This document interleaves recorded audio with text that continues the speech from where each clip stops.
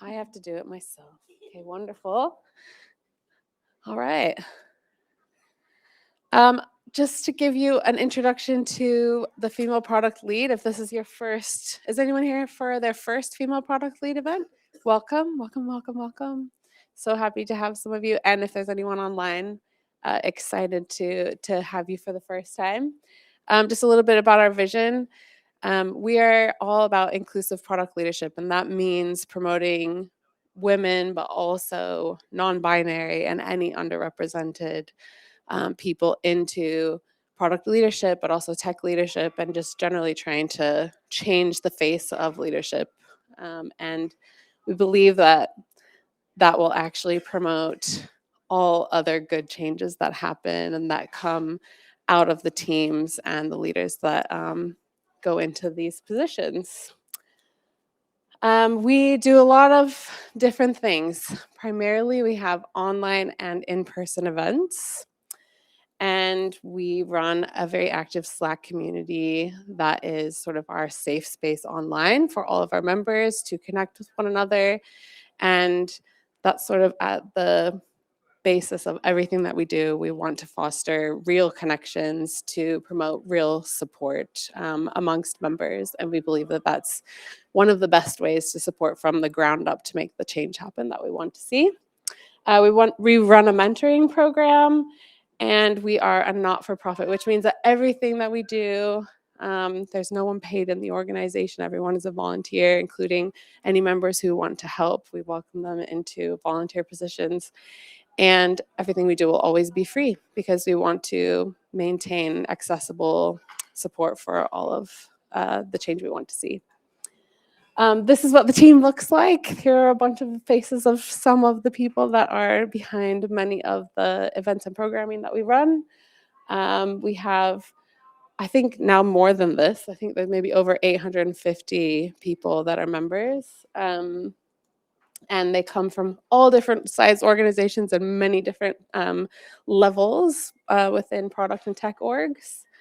And these are our themes for this year. So power, belonging, voice, and inclusive innovation are themes that will run across our events throughout the year. And sometimes there'll be like a combination of these themes. And we also have other vertical themes that we're trying to hit. So other areas of inclusion and sort of maybe intersectional inclusion. So we're looking at neurodiversity, we're looking at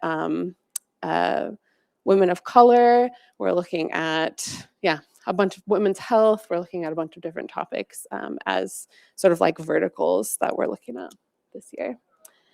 Some upcoming events, we have on the 13th, communication and emotional awareness as an online event. We have the state of AI tooling for PMs on the 3rd. And then we have our next in-person event is Finding Your Power, Harnessing Breath, Body, and Voice, which is going to be very cool, another very embodied experience. We love those kinds of events with Catherine Duquette, who has been a really big hit amongst our attendees in the past couple of events she's run. Really, really powerful. And I would love to introduce Ria. So Ria and I met just weeks ago, actually. Yeah, a couple of months. And I just loved some of the work that she's doing with her organization, Matriarch. Her story is really amazing.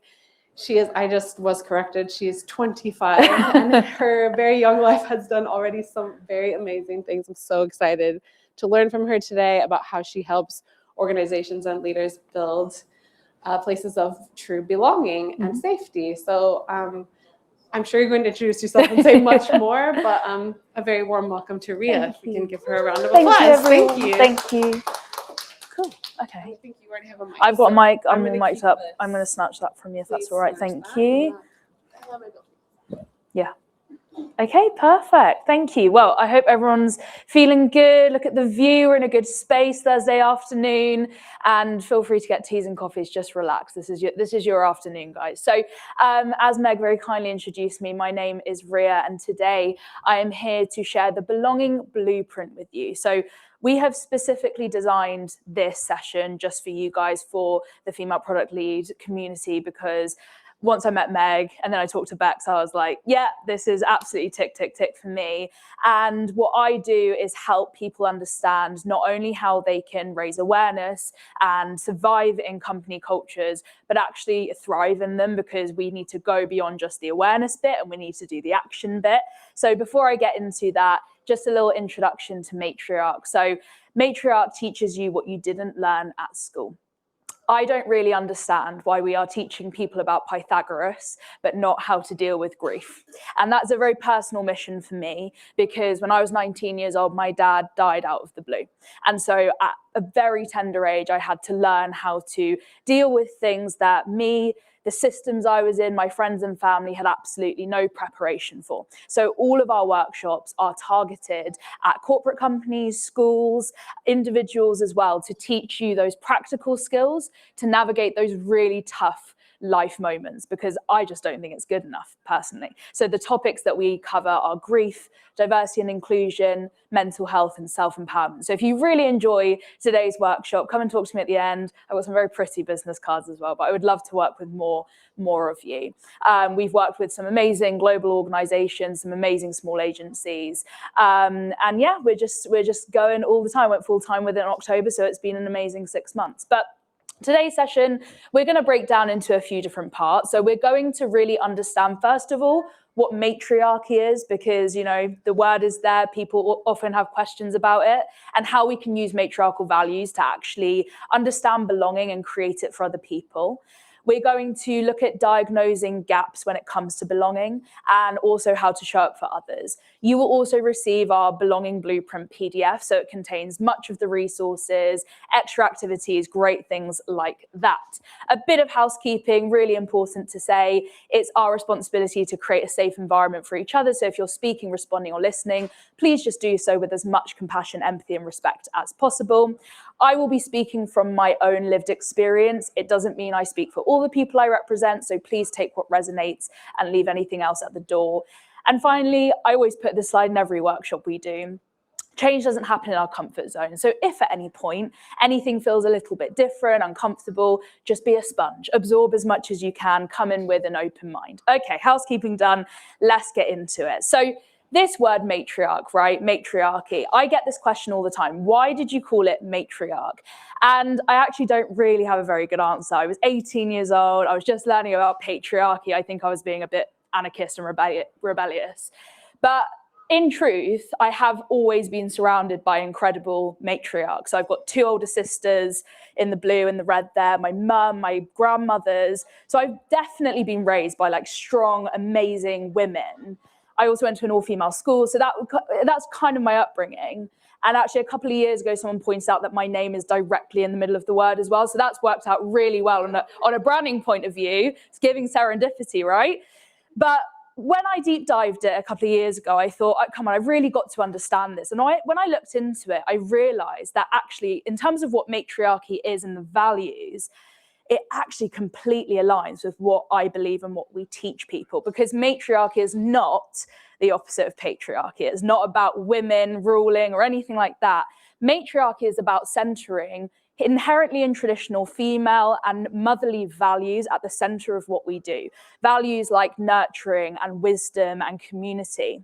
And actually, if you then link that to belonging, that is exactly what we're trying to do, exactly what we're trying to create. And I think a lot of those values can be so useful. If we think about Mother Nature, right, and these concepts of what Mother Nature is and womanhood and femininity and being female, it's linked to the earth for a reason. When we are in sync with ourselves and all the things Meg was saying about doing more physical things as well, there's so much power that comes from that, but it doesn't need to be dominating. It doesn't need to be hierarchical.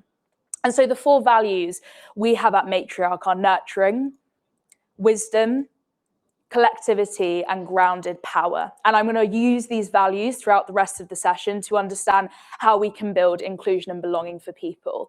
And nurturing is that helping build people up in that very obvious way. The wisdom of sharing that. They actually say the time in your life when you become a matriarch, if you have a cycle, is when you go through menopause, which I actually love, because I think menopause always has such negative connotations. And as physically difficult as it absolutely is, and I've witnessed firsthand, it doesn't all have to be bad. menopause is the time when your wisdom comes in, because that's when you've been through the experiences. I think that's beautiful. Collectivity, which isn't just community and collaboration, it's actually about the concept that everyone can win. There's space for everyone, and I think that's so important. And finally, that grounded power, dignity, integrity, but not lording it over anyone, not diminishing anyone else because of it. And when I was looking at the female product lead values as well, I mean, the crossover is unbelievable. Shared learning, mutual development, it's all covered here. And of course, psychological safety that underpins everything. So I think it's just a super relevant concept. But let's get into the whole belonging piece, because that's what we're here for today. And just as a little refresher, the difference between inclusion and belonging, because people often get these two things mixed up. Inclusion is very much being invited into the room, right? We're there, we're being included, but belonging is feeling like we belong. Belonging is a feeling, and this is what, when I'm talking to companies, they often get wrong. People want to quantify it. People want the data. People want the stats. Doesn't work that way. You need to talk to people. You need the qualitative data. You need the conversations to ensure people feel like they belong there. And that's unfortunately not quite something you can capture in all the data and stats that you put out there. And I want to give you this example of a time where I really felt like I belong. So it's local election day today. I hope everyone's voted. And 2 years ago, this was an anti-racist protest that came out in response to far-right riots that were starting to spread across the country. As a brown immigrant woman at this time, I felt very scared. I felt very frightened, very scared. And I remember being at home with my mum and my sisters and just feeling so concerned about how is this happening? Where is this going? And then I switched on the news and I saw this outpour of people who actually showed up. And that's when I felt like I belonged again.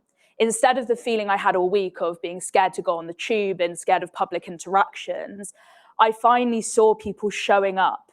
And that's what the belonging is. It's the showing up, it's the action. Getting messages like this from my best friend, who's an amazing white woman, who's saying, yes, I see you, it's important, keep going, right? That to me is the example that I always go back to. Now, we're not always going to be able to come out and protest about everything as much as we'd like to. So how do we make this a bit more actionable? I'll go through that soon. But I just think it's a beautiful reminder of really what happens when people do come together in action, because I think all of us have probably felt that feeling of being welcomed into a room, but not being invited in properly, people not actually talking to you, still feeling excluded in an open space. And that's the difference there. So coming back to this concept of psychological safety, right, it's key for a female product lead as well. But it is that feeling of being comfortable to show up, take risks, learn, challenge, because even just learning and listening like you guys are doing now, that takes a degree of vulnerability and openness. And very much so, inclusion and safety are two sides of the same coin. In order for people to feel safe, they need to feel included. And actually, I don't know if people have really deep dived psychological safety that much, but it comes in 4 pillars. The first pillar is inclusion safety, and they build on one another. In order to access the learner safety bit, we have to feel included. To feel like a contributor, we have to feel safe to both learn and be included. So they really build on one another. So there's no way we can expect people to feel safe to challenge us if they don't feel included in the first place, right? So that absolutely is the epitome to all of this. So I'm going to give you guys a moment now actually to discuss with one another. This is a scenario, I'll read it, but I'm sure you guys can read it too. And I want you to discuss 3 things. What behaviors are preventing psychological safety? What would you change in order to create it? And how would you help the person that we're talking about here feel like they belong? Okay, so during a team meeting, a colleague shares an idea but's interrupted multiple times. When she finally finishes, her manager responds, "I'm not sure that's quite strategic enough," and quickly moves the conversation on without inviting further input. Later, another team member repeats a similar idea and receives positive feedback. The original contributor stays quiet for the rest of the meeting. Okay, so I'm just going to give people 2 minutes with the people you're next to. 2s or 3s, all right? Yes, Bex? That's a really interesting idea. I'm going to let you guys think about that. You can decide that in groups, but I'm going to let you guys have a couple of minutes to discuss that. Off you go.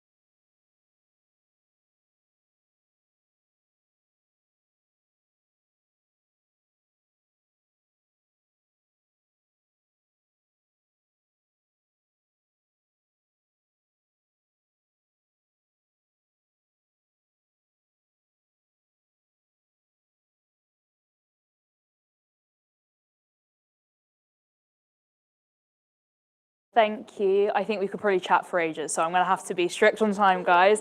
But nice to see lots of chat. So that first question there, what here is interrupting or preventing a sense of psychological safety for this colleague? Not being able to finish what she's trying to say, yeah? Oh, yeah, we can do a mic. God, I feel like I'm on a TV show. Love it. Did you want to add to anything to that? Yeah, the interruptions Yeah. and her not being able to finish what she's trying to say. Yeah. And then we talked about people to give in to discuss the idea. Yeah. And there's a level of being dismissed. Yeah. And someone said about it being their manager, that hierarchy, like your manager's supposed to have your back. Yeah, the power structure. Yeah, the power structure. And even if they had a problem with the idea, wouldn't it have been better to take it, not say that in front of people? Yeah. Beautiful, thank you. Anyone else want to add anything to that? I think a lot of it was covered there anyway. Yeah, beautiful. And what about, how would you change the situation? What would you maybe do instead? Anyone from the side of the room? We said speak up. Speak up, yeah. Say something. So you would say something to the manager. Well, I want to hear more. Yeah, beautiful. Anything else?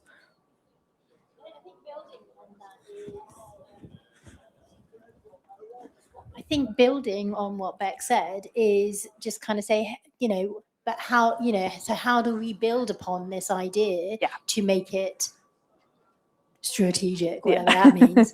Yeah, beautiful, thank you. And that final question as well, how would you help your colleague, other than in the meeting, outside of that meeting, how would you maybe help them feel a bit safer, a bit more like they do belong in that kind of company? Get my steps in here.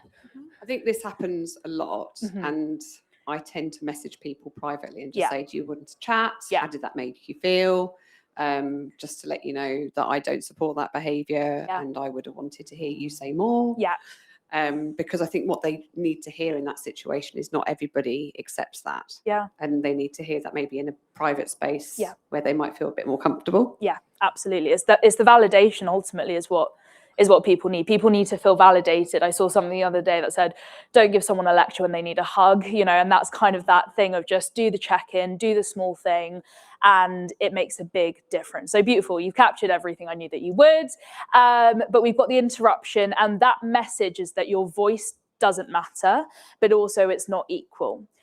The fact as well that the conversation moves on without any kind of interaction, that's a major lack of curiosity from the manager. And like we were kind of saying over there, instead of just dismissing it completely, it's a really good learning opportunity for that colleague. Because let's say that colleague's idea doesn't actually quite fit. Maybe it actually isn't, quite right. Give them the learning opportunity and ask them, can you explain a bit more? How do you see that fitting in? Can you give me a bit more detail? It allows that person to maybe find that out themselves rather than just feeling dismissed and shut down and then not safe. They withdraw from that situation.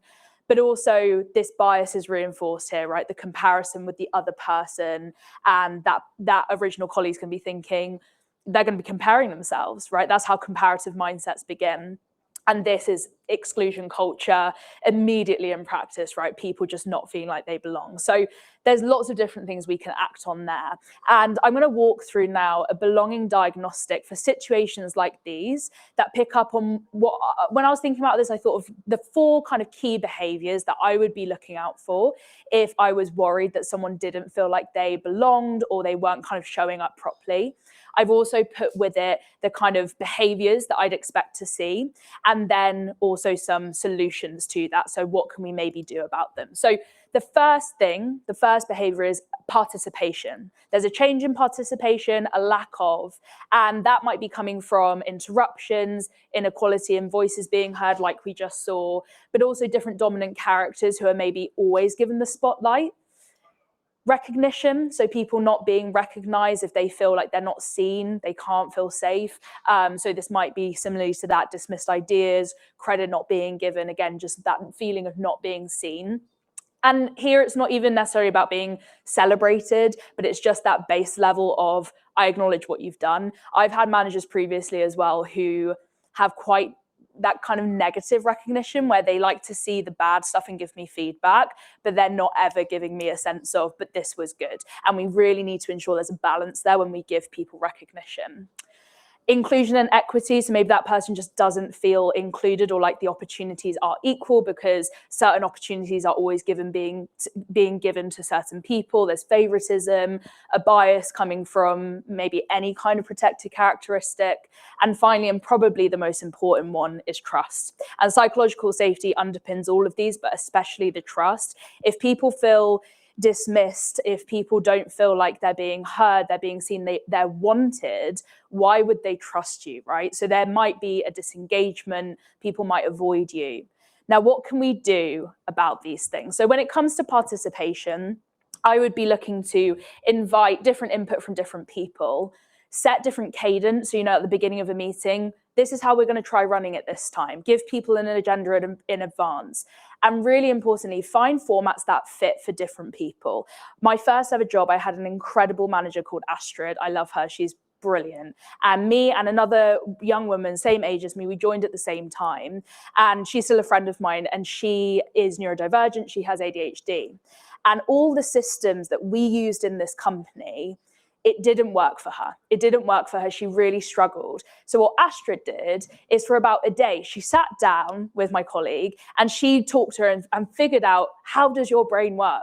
What do you need? What systems are going to work for you? Because the normal to-do list on mondays.com wasn't going to work for her. And in doing so, she got the best out of her. And it was a beautiful relationship. And that's why, that was 4 years ago, that's why we're still connected, because it was a great example of how finding different formats that suit people allows people to participate properly.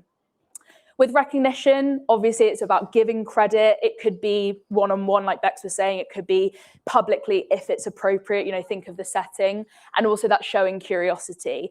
The idea might not be right. The contribution or concept might not be right, but it doesn't mean that we need to dismiss someone altogether. The best thing my therapist ever said to me was, when you try and do something for someone, you take away their learning opportunity. And I think that's a really great thing to remember as a manager.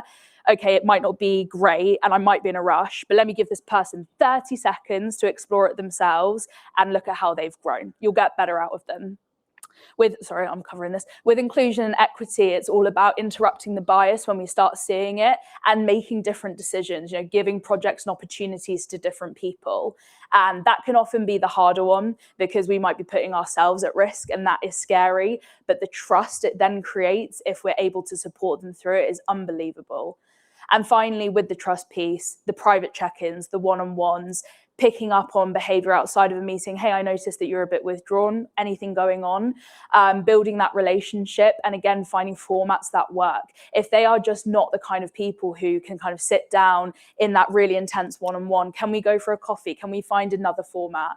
And responding to those needs that they might need. So hopefully this diagnostic, there's obviously lots of other behaviors that could come up, but I just, with the time, thought of the 4 that I think come up quite often. And hopefully you can maybe try some of these things. But what I will say is, no matter what it is, if it's a combination of these, the most important thing is asking and not assuming.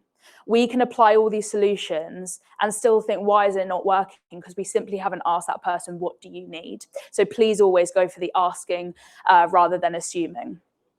Okay, so now I just want to link all of this back to those matriarchal values, and I'm going to walk through those 4 values and different examples of how we can use them to create belonging. So first of all, if we're trying to nurture someone, it is the asking, not assuming, giving them feedback in a way that they respond to, being an advocate, especially in rooms they're not in, really important. Active listening, empathetic listening, and really learning about that person. Also, courage to be honest. It's not easy. It's not easy to have hard conversations. It's not easy to pull someone up on behavior that they might be having, but that is a way of nurturing. Think about what our parents or parental figures in our life do. They call us up on stuff so that we become better, and it's a very similar principle. Wisdom. Use your experience. You've got it, use it. You know, give them examples of when you were at that point in your career and this is what I did and this is who helped me and this is how I overcame it. And be vulnerable. That is truly the best way we can do things. Give them an example to work from. Collectivity, so giving them that opportunity to be celebrated, to be encouraged.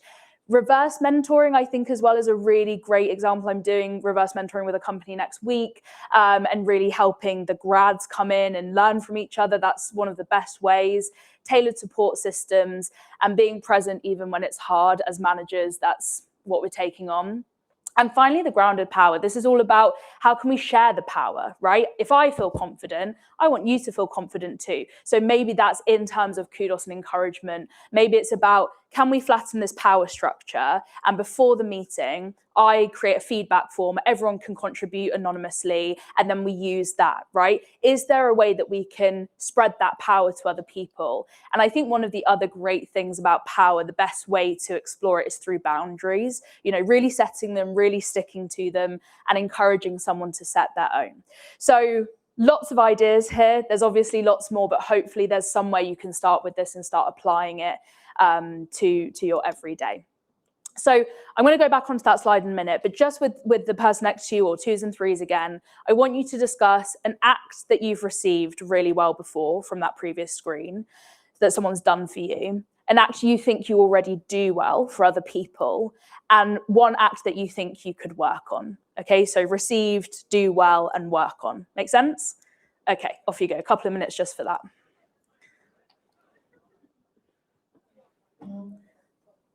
You've got to celebrate yourselves here as well. This is the hard bit.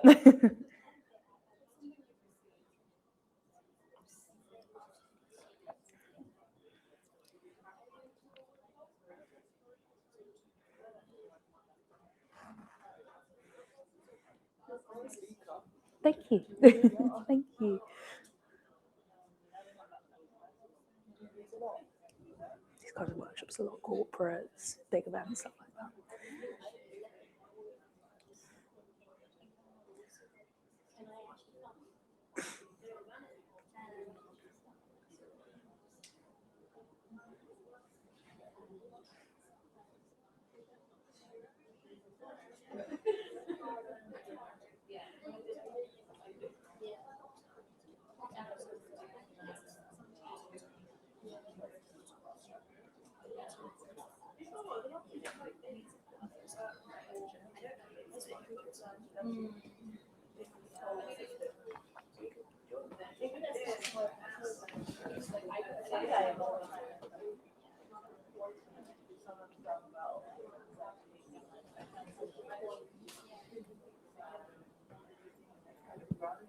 So just as a reminder, something that you've received well, something you've done well, you have to celebrate yourself here, and something you think you could do better. So just touch on that if you haven't already.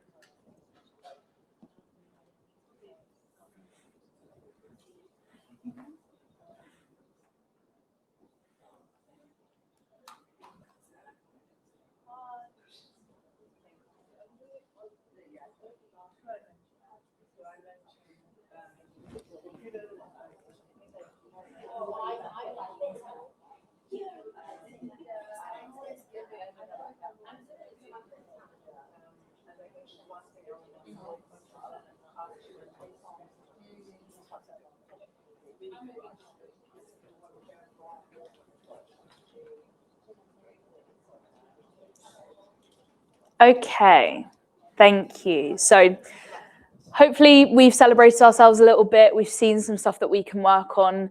And again, you can't do everything at once. You can't be everything all at once, but just maybe working on a couple of these things. And of course, there's crossover. as well. Please also remember, and this is how I always like to think of anything to do with inclusion and belonging, a lot of people think of it like you've got to climb the mountain, right? You've got to do it all in one day. We can't do it all in one day. We don't need to either. If we do a couple of these things every day, the accumulation over time is unbelievable. That's where the impact is. People think it's, I need to do this whole, project at work, and then that's going to make someone feel like they belong. It's not that. It's all the small behaviors that you build up and accumulate over time. So please remember that. Okay, really quickly as well, I want to touch on, they're not selfish, but selfish acts. They've got the word self in them, so it's just sounded good. Self-advocacy. Hands up here if you'd say you're a very good self-advocate. I see 2 hands. Okay, let's improve that. So if we are not backing ourselves and showing up for ourselves, why should anyone else? Okay, that's the number one thing. Also, if we're great self-advocates, we'll end up being better for other people. So if you need that as your motivation, use it. But these are 8 ways we can self-advocate. We can know our boundaries. If in this moment I asked you, what are your boundaries when it comes to this conversation with your manager, and you couldn't name them, your homework tonight is to go home and do a 10-minute reflection. What are my boundaries? What will I say yes to? What is a no for me? And knowing that, because sometimes you're having conversations, things get sprung on you, and you don't know that in the moment. And if you don't know that, you can't be as confident. So know what your boundaries are. Cultivate your resources and safe spots, people, places, things that you can go to when you have a shit moment, you're having a hard day. Celebrate and own your wins. I have a photo album on my phone called Fucking Believe in Yourself. And I put everything in there, screenshots of good feedback, times I proved myself, when I had a good interaction. And you best believe the first place I go when I'm feeling underconfident is that folder. I also have an email label on my Gmail as well, same concept. It is the best thing. Go and do that today when you get home. Build your community of advocates. Who is the support system here? I'm blessed to have 2 older sisters. They are absolutely my soulmates, and they are the people that I go to when I need a bit of hype on the way here. That's who I called. Speaking up for yourself, okay? This is more of a skill we definitely learn to build over time. It's not something that has to be really shouty and loud and aggressive either. Speaking up for yourself can just be an assertive, actually, I'd just like to finish what I'm saying and then I'll pass over to you. Doesn't have to be aggressive. Knowing your rights in a really kind of like mandatory way, but actually, again, when you know your rights, you can be much more confident in any given conversation. I feel like an absolute hypocrite when I say this one, but asking for help, okay? I know we're all bad at it. The giggles told me so. But earlier this year, I was going through a really shit mental health period. I found out that I've got OCD and I had to call a doctor. And for me, that was really difficult. But that was a pure moment of self-advocacy. I had to do it. And you know what? Starting therapy on Monday, can't wait. Really proud of myself for that one. I'm celebrating my win.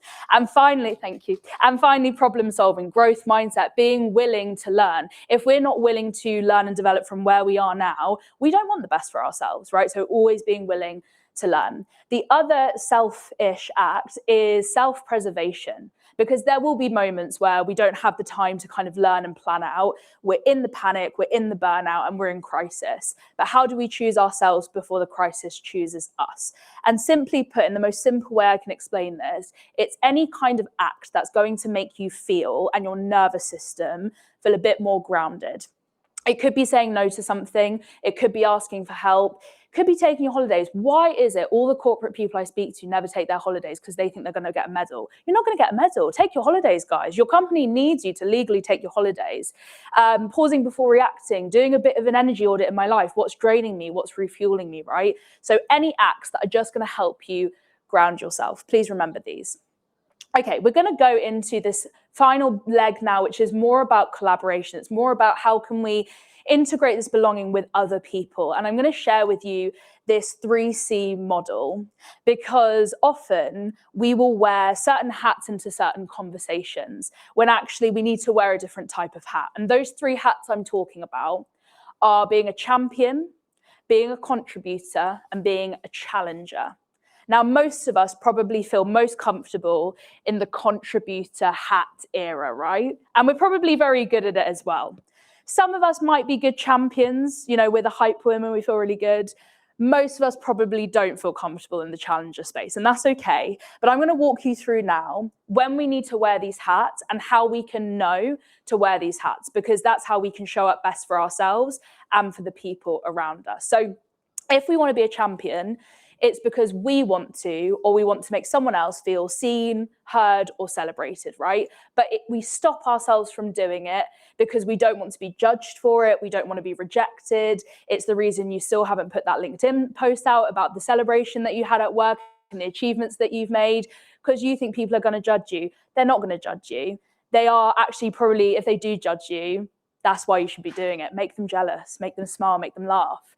The question to ask to understand whether I need to be a champion in this moment is, do I or someone else need to be seen?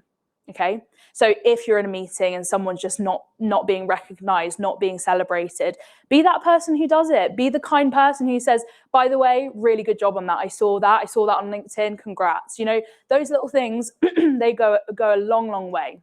The contributor, again, probably our most kind of safe, comfortable environment, but when we need or other people need any sense of community, trust, connection, but we don't do it sometimes because we don't want to overgive, right? We don't want to show up too much for someone, or we don't want to pour from an empty cup, but also because we don't want to maybe disappear into the background as well. You know, so sometimes you need those moments to stand out. So it can be a bit hard to balance. But the question to ask is, do I or someone else need support in this moment? And finally, probably the hardest one, the challenger, okay? Challenging is not always a negative thing. It's not always a bad thing. When things feel wrong or limited, but also when you're curious about something, you know, if you're curious, you can be a challenger, but in a kind way. And what stops us is the fear and conflict, right? If we're non-confrontational people and we don't want to do it, but there's a way to do it softly as well. It doesn't have to be super assertive.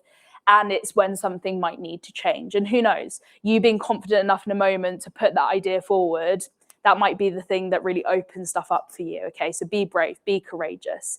So with this, I just want you to think about and note down, I'm going to give you a sticky note actually, what C do you show up most often as, and is there one that you could look to develop a little bit more? Okay, so you think about that. I've got pens and sticky notes, and I want everyone to take 2 sticky notes, please, for something else later. Get you pass that around.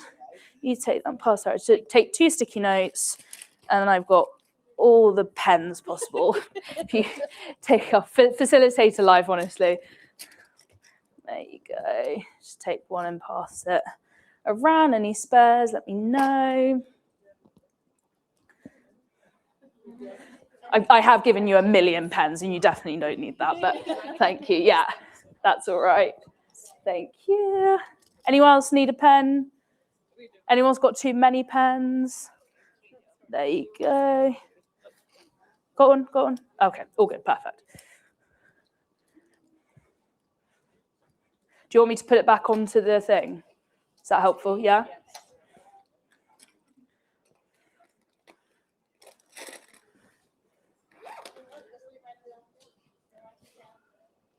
So write down which C that you are the most often, you would say, and which one you could maybe develop a little bit more.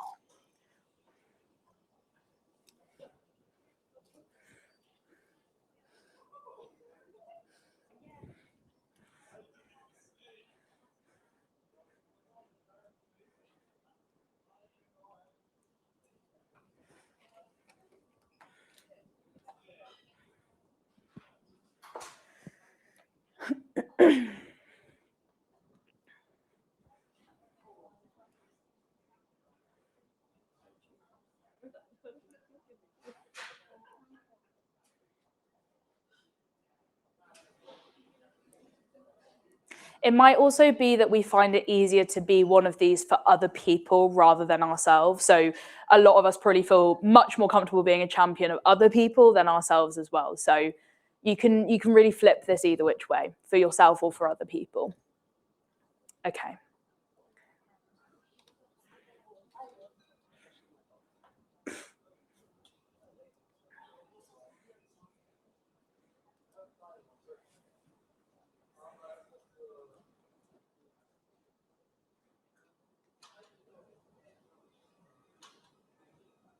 Okay. So, just a few final reminders. We're going to do one more thing before we wrap up, and it requires the second sticky note you took. So if you need a fresh one, grab a fresh one. And what I would really like everyone to do is, on that sticky note, write down one thing that you're really proud of from the last year. It can be career specific, and I would ask it's something you feel comfortable sharing. If you don't feel comfortable sharing anything, you can just write down, I'm really proud of myself. Okay, so write that down on the sticky note for me.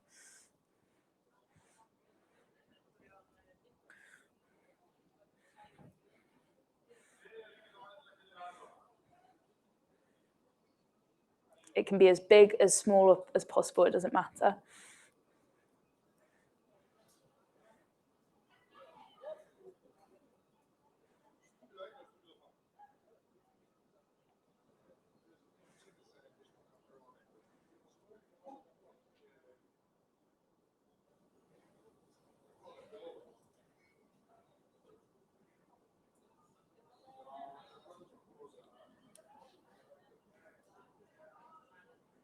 Okay.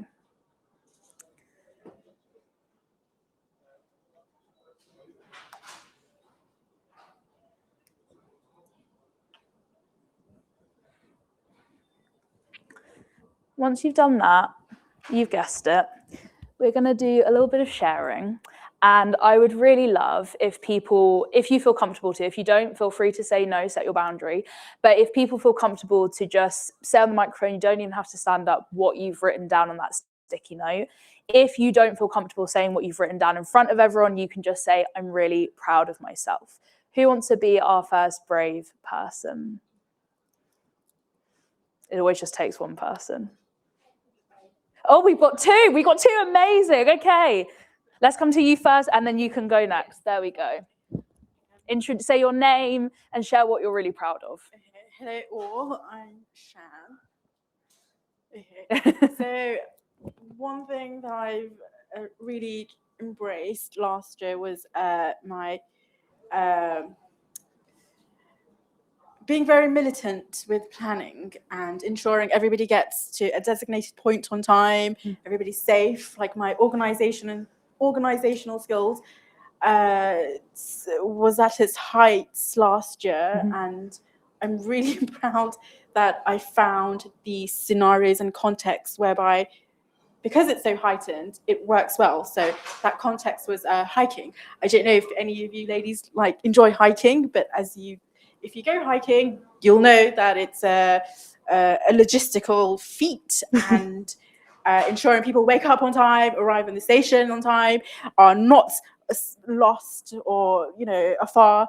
I've ensured I was military Shan, and it saved lives. So and I'm proud of it, because that's the kind of because normally as a woman who behaves very military-like will often get told off, like she's a bitch. But we were in the middle of nowhere, no satellite connections, and I was the designated trustee of 15 women who relied on me. And of course, as women, I had to also organize toiletry needs for women. So I carried portable shiwis. I don't know if you know what that is. I did. I went beyond what I would normally do for the sake of womanhood. So I'm really proud of that. As you should be. Thank you, Shan. Thank you. Who's next? Pass the microphone. Thank you. And please stand up as well if you feel beautiful. Thank you. Hi, my name is Manpreet, and I've actually got two up there, so I'll be very quick. Go for it. The first one is, what I've written is, I've healed my relationship with myself. And why I say that is, I have been an underseller all my life, like someone, and I've been an overachiever at the same time, but I would do the job first and then apply for it. So that kind of an individual. But I think my interactions with a lot of Gen Zs these days are like affirmations and just overselling yourself, and self-advocacy, I think is the word you use. So I think the more and more conversations you do with those people, you get to know that you're really underselling yourself. So I did heal that relationship with myself. So I have lots of sticky notes of love and vision boards all around my house. So all of that. And the second is that actually gave me the courage to start my own brand, which is in very like an ideation phase right now. But so that's why I'm not disclosing the details as such. But yeah, I'm just proud of myself for doing that. Congratulations. Okay, who would like to go next? Yes, please go for it. So my thing is not a specific thing, but it is a consistent theme. Yep. And so I have been reflecting a lot this year because I'm finally in a space where I feel safe enough to, it's not just survival. So I'm in a workplace where I am actually able to work with people to build a real community. And that is not only in products, so the craft space, also I'm helping to develop our Women of Oracle, which is our Women of Tech, Women of, professional space. And that's a really exciting space to be in. Yeah. And so what I wanted to say is I'm really proud of how far I've come and not let previous negative experience define who I am and how I show up. Beautiful. Thank you. Gorgeous. Who would like to go next? Thank you, Meg. Phones. I'm only going to do one. It's greedy for me to. I am proud of starting Unfold, my startup, even though it's still not real yet all the way. Because it was something that I was scared of. I've worked a very long time in the startup space, and I finally felt like it was time for me to put myself into the founder role because I believed in it enough and believed in myself enough to try. I'm very proud of myself for that. Congratulations. Thank you, Meg. Who's next? On this, yes, please go for it. Okay. Pardon my big. All right. So one thing, I just take it up because I hear myself.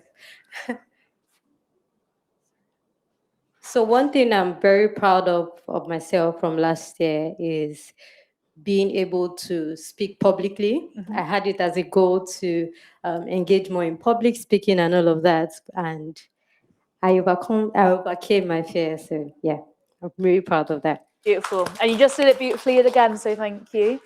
Right, I'm going to pull it over to this side of the room because you guys are really quiet. And I know that you're not that quiet, so who wants to go first?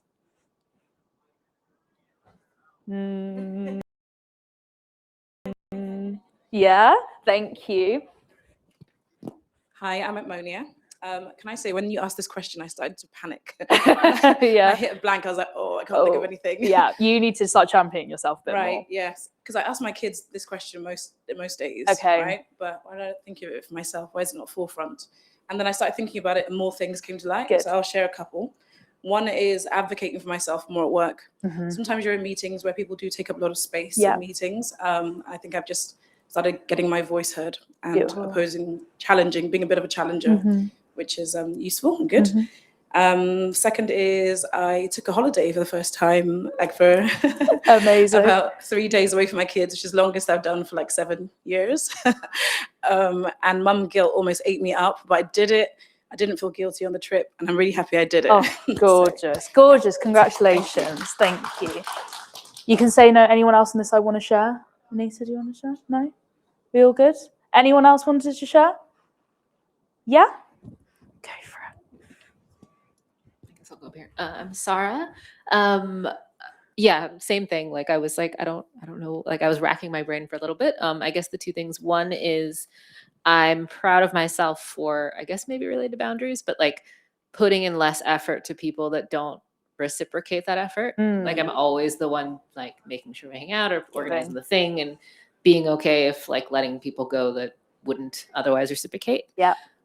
Second one was more professional in terms of just, I was flattered initially, but a former colleague and friend of mine asked me to kind of advise her on her startup in terms of product because she's like business and she has an engineer and that's it. Yeah. And so I've been helping and that's just really built my confidence in terms of course I know, like I've done this enough. Like I know what I'm talking about. You know who you are. Yeah. Absolutely. Thank you, Sarah.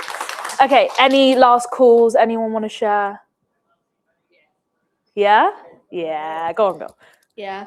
I think one thing that I'm proud of from the last year is I've been a lot more active in reaching out to people that I have worked with in the past or think would be really interesting. I think previously I would just let things pass me by and not actually reach out to people and be like, hey, I think this is really interesting. Tell me more about it. So I'm proud that I'm kind of speaking up a bit more and trying to put myself in more uncomfortable situations. It is really hard, right? Congratulations, first of all.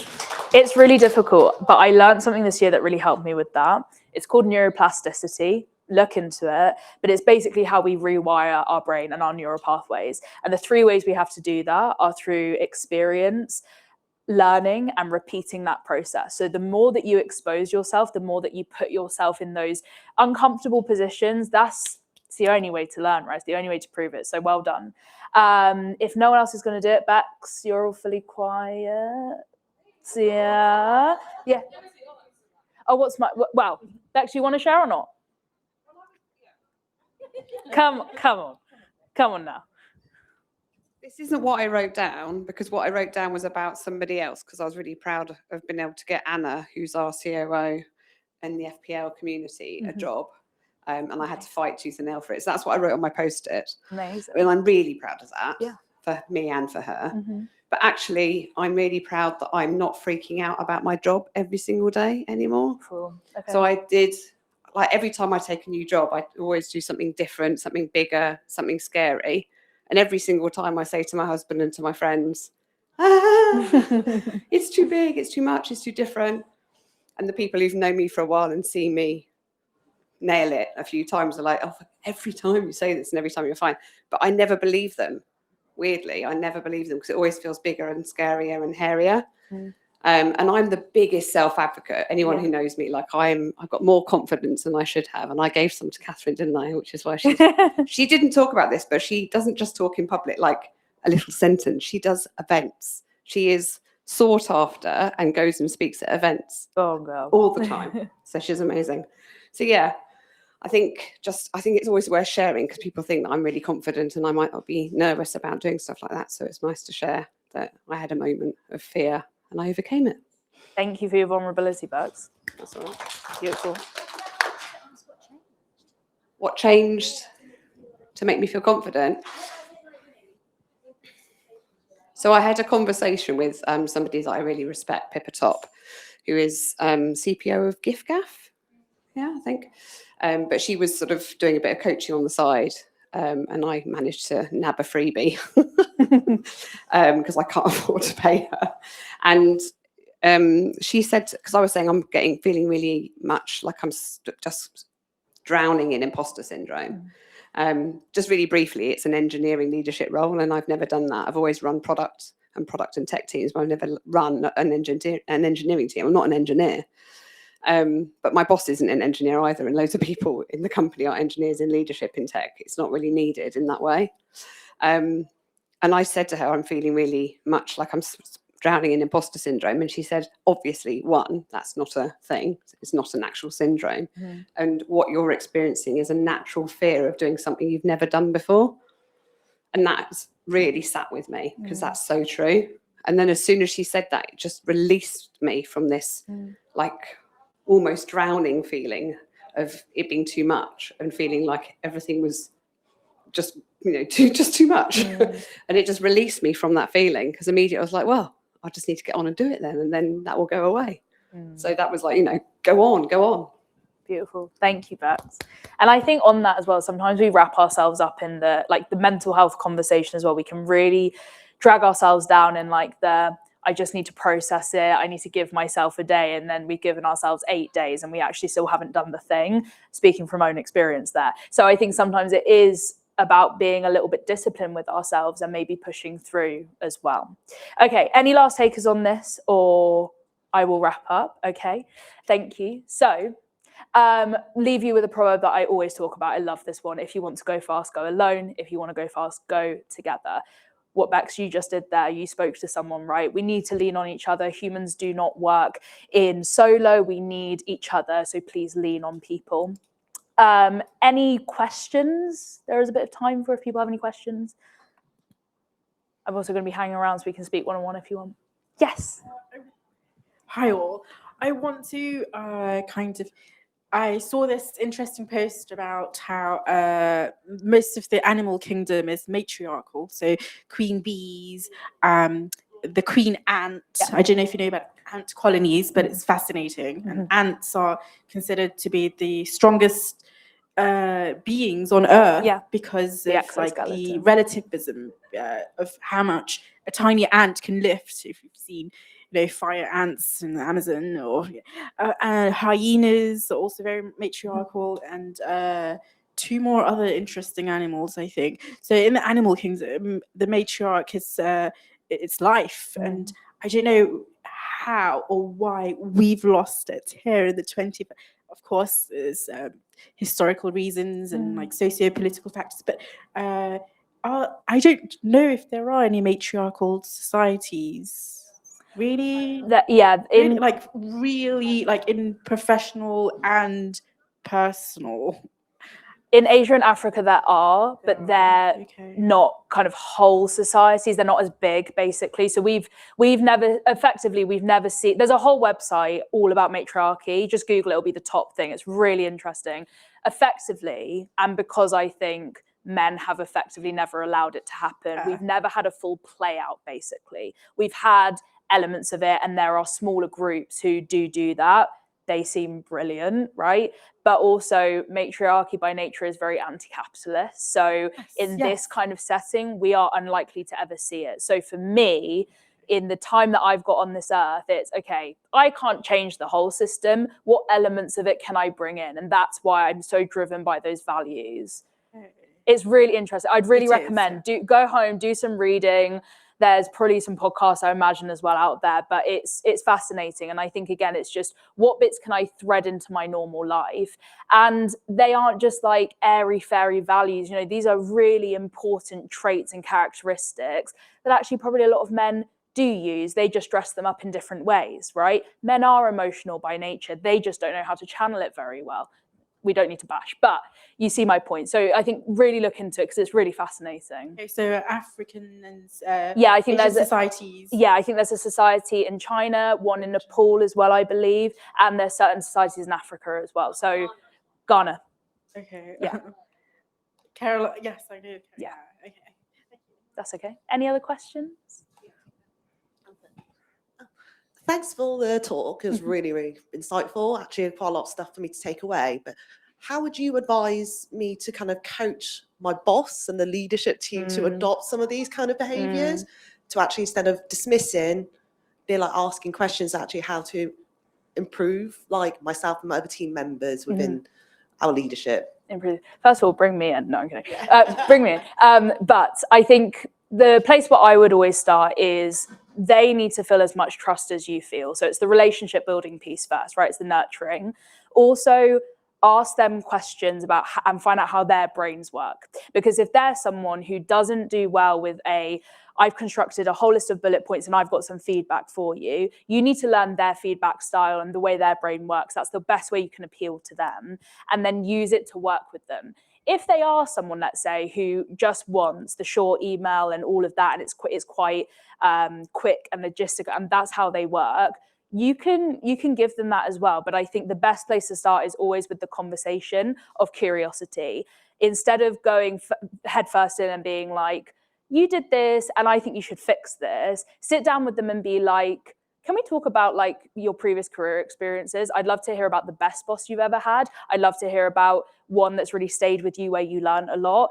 And that will give you so much more insight. That will also give them an opportunity to talk about themselves, which a lot of managers want as well. And from that, you can then use that information to maybe give yourself some puzzle pieces as well, to be like, oh, okay, maybe this is where it's coming from. You build the relationship, then you can sit down with them in another conversation and be like, I just wanted to give you some feedback, and you can use a method that you know works well. My partner always says this, and it's so true. We can't ever just have one conversation and then the problem solved. It always takes 2 to 3 to more conversations.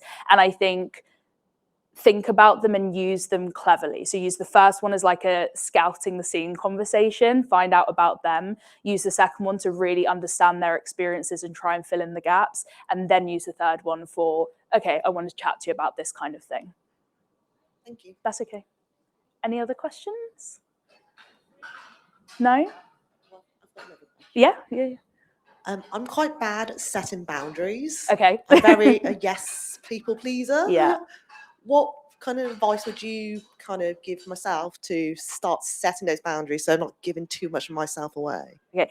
My first question to you is, do you know clearly, confidently what your boundaries are? No. Okay. So the first thing you need to do is the reflection piece. So you need to sit down, whatever situation it is you're thinking about, what are my limitations here? Where's the red tape? And then do a bit of an audit as well. In this current moment, what am I saying yes to that I should be saying no to? What doesn't align for me? And then also you need to look at your needs and wants. So what do I actually need here that I'm not getting? And where is my boundary being moved on that? Also analyze, it's not just about where other people are overstepping, where are you overstepping, right? Because there will be stuff, you know, where you're like, actually, I probably should have said no, or I should have made myself do that and I didn't. So do the reflection, do the analysis. Again, I think people skip that bit and they try to do the setting it before they're ready. So do all the reflection, do the auditing, figure out which people you need to speak to as well. And then it's a case of learning how to communicate them. I actually have a whole workshop on this. But the communication side of it as well, it doesn't need to be, again, really aggressive. Like you can set a boundary and say comfortably, I'm really sorry, that doesn't work for me, but actually how about this instead? You know, there's lots of ways and phrases. If you email me, I'll send you the page of the PDF where it's got 3 pages of how to set boundaries and I'll send it to you. Okay, no worries. Yes, oh yes, 2 questions.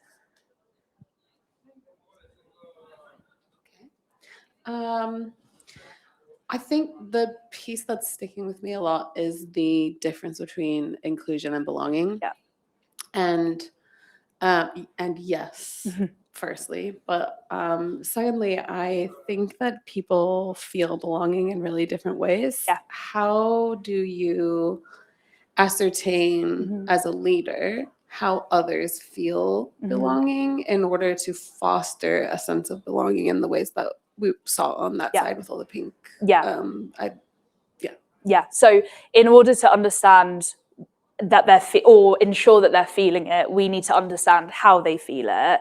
And I don't think that as a conversation people have very often. Like it's not something you ask someone like, how do you feel? Because that question is really hard to answer. So instead it's about asking the questions that will contribute to that. What makes you feel really appreciated? What makes you feel really supported? What feedback style is going to make you feel confident and not just like you're being told something?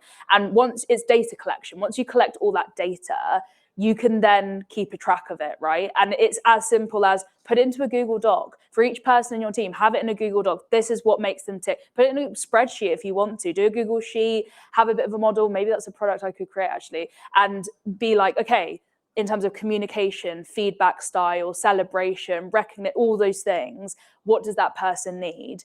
And then also not just doing it when you meet them and you join, you're building the relationship, but like checking, because it will change over time as well. The more confident someone gets, maybe they don't need that softer feedback style and they want something a bit more assertive or a bit more consistent. So I think it's about understanding all of those things. And I think as well, it's about building your own emotional intelligence to be able to read people, because a lot of the time as well, people don't feel so comfortable to just, say. So it's about being able to read the body language and pick up on if they're starting to be withdrawn or not contribute so much. And again, if you need the help, if you have that data collected in a spreadsheet, you can sort of cross-reference it a little bit. It sounds like a really static way of doing it, but I think you can't contain all that information in your head either, and I don't think you should be expected to, especially if you've got a team of like 3 or more people. It's almost impossible. So that's why I would start. Is it also helpful on top of that to have at least like 1 or 2 shared principles of belonging across the group so that everyone kind of agrees that at least these things need to remain in place so they can advocate for each other's sense of belonging? Definitely. Like, for example, we don't talk over each other because it helps us to feel heard, or we always want to feel included. So we always think about why yes or no, to invite different people into the conversations that we have, and we can back that up, verbally, and it's transparent and clear. And this is the cadence piece. It's all of that. It's ensuring that, okay, this is what we agree to. Also, let's hold each other accountable, and then create time to check in, because it won't happen otherwise. Every month, let's say, in your team, you do right, this is what we set. Do we feel like we're sticking to it? Were there moments where we didn't and we could have done better together, right? Check in with it. And I do that, for example, in my own relationship with my partner. We have a relationship check-in every month. We go through a list of questions, because otherwise, when do you have time to have those conversations? They just sort of run away with you. And that is creating a microculture. Especially if we're managing within a much larger business, it can be really difficult to feel like your culture, you're bringing the culture. So if you can create the microculture and say, this is the cadence we set, kind of like Astrid, that manager I was talking about earlier, she did that really well. It was a team of like 5 of us, and we stuck to it, and we talked about it, and we made time for it. That's the most important thing. We made time for it. Thank you. Thanks, Meg. I can't believe I have to ask this, and I think it says a lot that I don't know the answer. But like, what actually is an example of like a professional boundary? Because for me, I feel like in school, when I think of boundary, I think of like relationships or like a personal boundary. Like, oh, I'm not a hugger. That's what comes to mind when I hear boundary. I can't even fathom what a professional boundary really even is. Anyone want to? Sorry if that's a silly question. No, it's not. No silly questions. Anyone want to shout out some?